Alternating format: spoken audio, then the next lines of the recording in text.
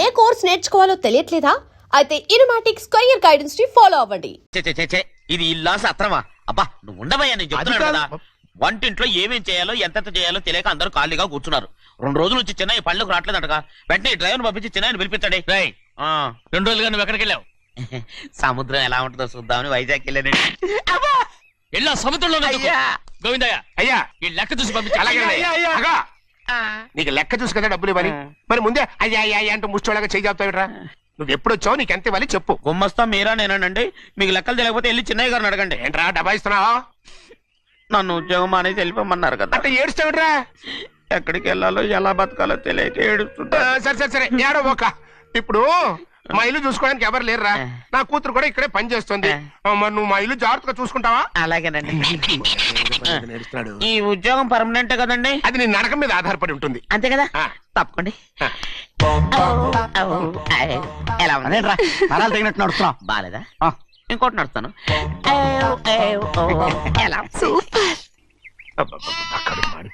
ఏంటి నాన్న బాగా ఆకలాతుందా? అవునమ్మా, ఇడ్లీ దమ్మని ఆ బస్సు గాని పంపించి 2 గంటలైంది. అప్పటికి ఆలస్యం అవుతామని నా బండి కూడా ఇచ్చి పంపించా. వచ్చేసా. సంతోషించాం. ఏంట్రా ఇంత ఆలస్యంగా చచ్చావు? మరి దీన్ని నడిపించకరావద్దేంటి? అదే నేనైతే లగెత్తుకెళ్ళి లగెత్తుకు వచ్చేసేవాడిని. అంటే ఈ బండి నడపడం నీ చేత కదా? మరి ఎందుకు తీసుకెళ్ళట్టు? ఏమో మీరు తీసుకెళ్ళమన్నారు, కర్మ తీసుకెళ్ళాను. కర్మ. సర్లే ఆకలి చచ్చేట్టుగా ఉన్నా. ఇడ్లీలు ఎక్కడా? అదిగో మూటలో వచ్చేస్తున్నాయి. నోట్లో ఇడ్లీలు రావటం ఏంట్రా? రే ఈయన నంబర్లే గానీ మూట దింపి ఇప్పి చూపించండి. అట్టగానండి. ఇన్ని ఇడ్లీలు తెచ్చావిడ్రా? మరి 494 రూపాయలకు ఆ మాత్రం ఇడ్లీలు రావేంటి?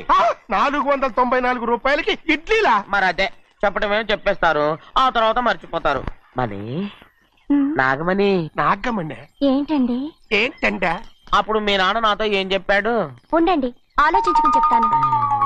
ఏంటమ్మా ఫ్లాష్ బ్యాక్ వెళ్తున్నావా?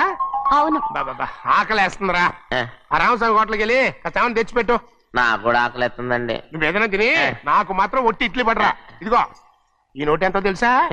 నేనేమన్నా తెలివి తక్కువ అనుకున్నారా? 500 నోటు. అబ్బా నువ్వే దీన్ని అచ్చుకుతున్నట్టుగా మాట్లాడుతున్నావే. చాలా ఆకలి వేస్తున్నాయి. బండేసుకెళ్ళి తొందర తీసినప్ప. ఇదండి జరిగింది. చిల్లర లేదు కదా అని 500 రూపాయలు నోటు ఇచ్చి పంపిస్తే మొత్తం ఇడ్లీలు పట్టుకొస్తా ఉంటా. నీ నోట్స్ చెప్పు. వద్దు ఆకలి వేసేస్తుందమ్మా.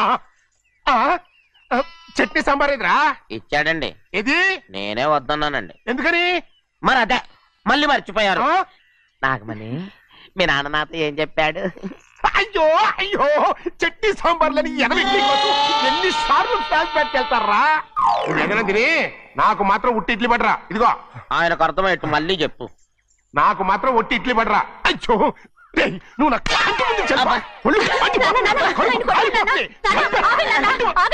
ఆయనతో పాటు నేను బయటకు వెళ్ళిపోతాను. ఎందుకంటే ఆయన నేను మీ దిక్కుమాల ప్రేమ కథ వినే ఓపిక ఎవ్వరికి లేదమ్మా. అయినా నువ్వు అనేది ఏముందిలే, అతను లేకుండా నేను బతకలేను అంటావు అంతే కదా. అయితే ఒక కండిషన్ రా.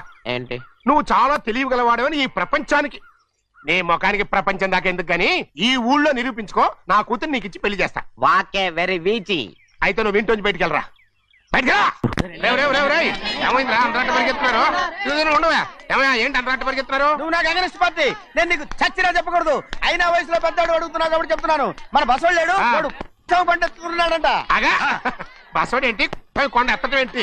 ఎగతాళిగా ఉందా? నేను ఎగతాళి చేయడం కాదండి, ఊరంతా పరిగెడుతున్నారు. పైగా 10 రూపాయలు టికెట్ అంట. బసోడు కొండ తీసుకెళ్ళి చూపిస్తాను. నా కూతురు రా. ప్రశాంతంగా ఉండండి. ఆంజనేయ స్వామికి పండగ కాలే బాగా ఒళ్ళు పట్టంటారా.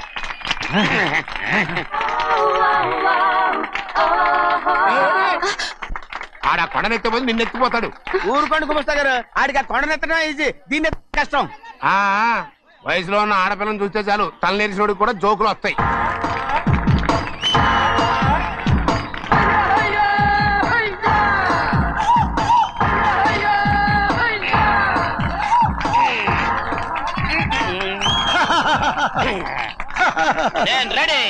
ఏంట్రా రెడీ?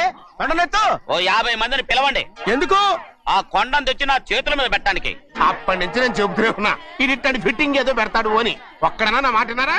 ఊరుకోవా, నీ కూతురని మాటలేదు మేమే వింటాం. ఇది ఒక పిచ్చి కొయ్యి. ఏంటి 50 మంది వల్ల కాదా? అయితే ఊరు మొత్తం వచ్చి ఆ కొండను తెచ్చి నా చేతుల మీద పెట్టండి, అప్పుడు నేను ఒక్కనే ఎత్తుతాను.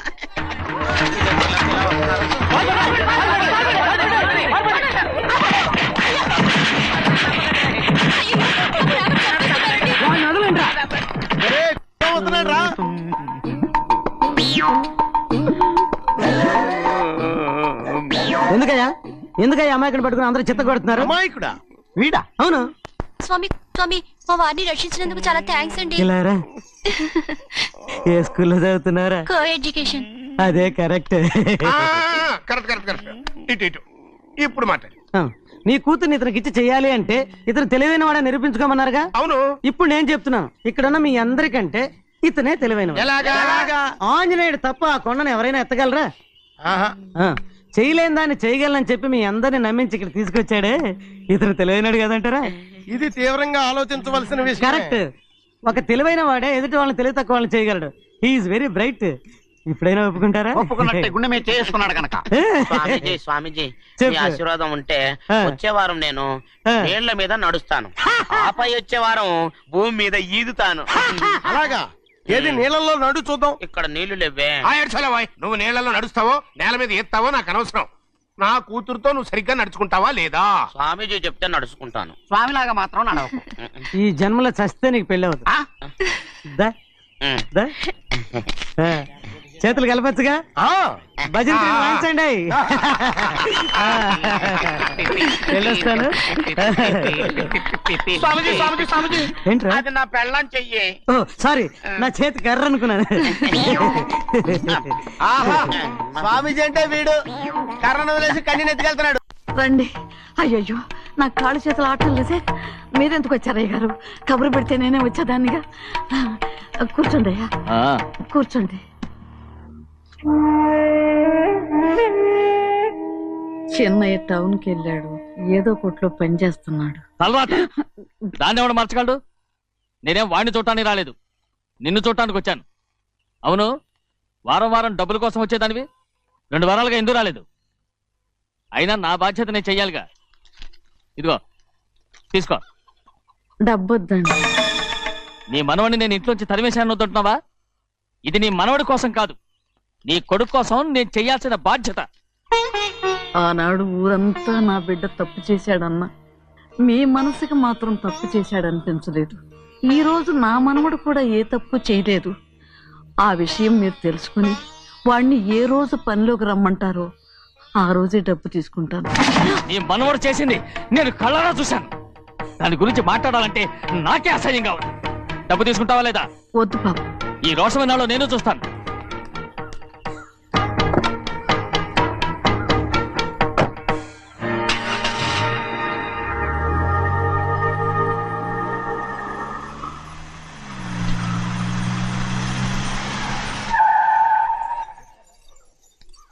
ఏంట్రా అందరూ ఇంట్లో పనులు మానేసి బయట కబుర్లు చెప్పుకుంటున్నారు?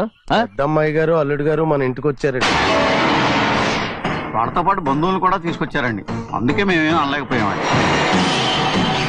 తాంబూలాలు కూడా పట్టుకొచ్చారండి.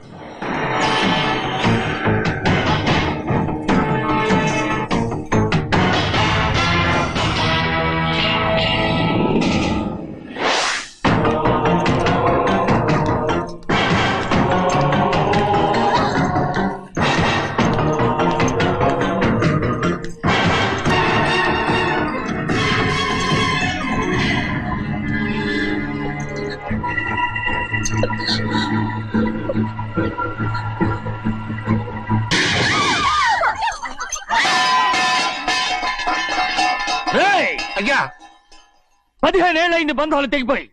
ఎంత ధైర్యం ఉంటే మళ్ళీ ఈ ఇంట్లో అడుగు పెడతారు? ఎవరు రాయి గాడిదల్ని లోపల రానిచ్చింది? ముందు వీళ్ళందరినీ మెడబెట్టి బయటికి గెంటేయండి. నేనే వాళ్ళని రమ్మన్నాను. ఎందుకు రమ్మన్నావు? నా పెళ్లి గురించి మాట్లాడడానికి. నీ పెళ్లి గురించి మాట్లాడటానికి వాళ్ళెవరు? నా తోడ పుట్టింది మీ కన్న కూతురు. దాని మెడలో తాళి పండే రోజునే ఆ వర్షం మారిపోయింది. తాళి కట్టించుకుని వేరే ఇంటికి వెళ్ళినంత మాత్రాన మీ కూతురు కాకుండా పోతుందా? ఈ విత్తనవాదం వద్దు. రమ్మని చెప్పి నువ్వే వాళ్ళని పంపని చెప్పు. అంత కాని పని మేమేం చేశాం బావా? ఇంకోసారి బావాన్నావంటే మర్యాద తక్కదు. మీ చిన్న కూతురు పరుగు పోయినప్పుడు ఏమైందో ఈ మర్యాద? అది నా సొంత విషయం రా. నాకు సొంత విషయమే. ఏంటో నీ సొంత విషయం? అక్కడ నిలబడిందే అది నా అక్క కూతురు. చేసుకునే హక్కు నాకుంది, అందుకే పిల్లని అడగడానికి వచ్చాం. చెప్పు తీసుకొడతాను. మీ అక్క పోయిన రోజునే అబద్ధాలు తెగిపోయాయి. నా కూతుర్ని ఎవరికి కట్టబెట్టాలో నాకు బాగా తెలుసు. కానీ నా పెళ్లికి నా ఇష్టం కూడా ఉండాలి నాన్న. ఓహో, వీడిని ఇష్టపడ్డావన్నమాట పెళ్లి చేసుకోవటానికి. కాదు, తల్లి ప్రేమకి ఎలాగో నోచుకోలేకపోయాను. అట్లీస్ట్ ఆ ఇంటికి కోడలుగా వెళ్ళి అక్కలోనైనా అమ్మని చూసుకుందామని ఆశపడ్డాను. నీ ఆశ నే బతుకున్నంత కాలం తీరదు. ఎందుకు తీరదు? నా పెళ్లికి మీ అనుమతి అవసరం లేదు. నేనిప్పుడు మేజర్ని. ఎవరితో మాట్లాడుతున్నావే? ఆయన మనకు జన్మనిచ్చిన తండ్రే. ఆయనకిష్టం లేకుండా నీ పెళ్లి జరిగిపోతుంది అనుకుంటున్నావా? నువ్వు మేజర్ని అంటున్నావే. ఇంతవరకు నిన్ను చదివించి పెద్దదాన్ని చేసింది ఎవరు? విదేశాల్లో చదివినంత మాత్రాన నోటికి వచ్చినట్టు మాట్లాడతావా?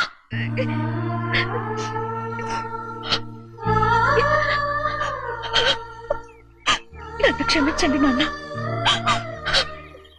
ఎలాగైనా మన కుటుంబం కలవాలనే ఆశతో దాని మాటలు వినే ఇక్కడికి వచ్చాం. మీ ఇష్ట ప్రకారమే ఎవరికైనా ఇచ్చి పెళ్లి చేసి దాన్నైనా చివరి దాకా మీతోనే ఉంచుకోండి.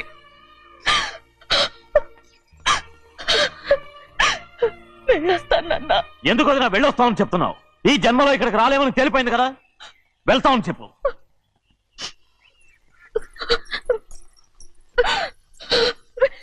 గోవిందయ్య, అయ్యా ఈ దరిద్రాన్ని బయటపడి. అలాగేనండి. నన్ను క్షమించండి నాన్న. ఊరుకోమ్మా, ఏదో తెలియక చేశావు.